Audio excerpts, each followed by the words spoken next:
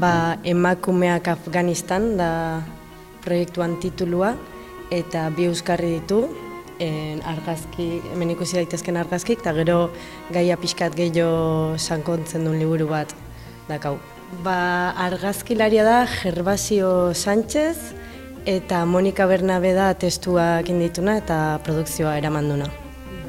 Pixkat Talibanan erregimenan ingurukoa, nola zapalduak izan zian Afganistango emakumeak, eta erregimenan erorketan ondoren gauzak ez diala asko aldatu, eta pixkat salaketa bat edo guri erakusteko nola bizi dian bertako emakumeek.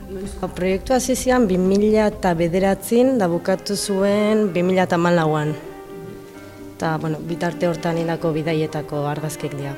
Liburua ikusteko argazki pila daude bertan, da bakoitza bere testutxuakin, eta ikusgai dago hor mahai gainean, eta gero argazkik handiago ikusteko paretetan.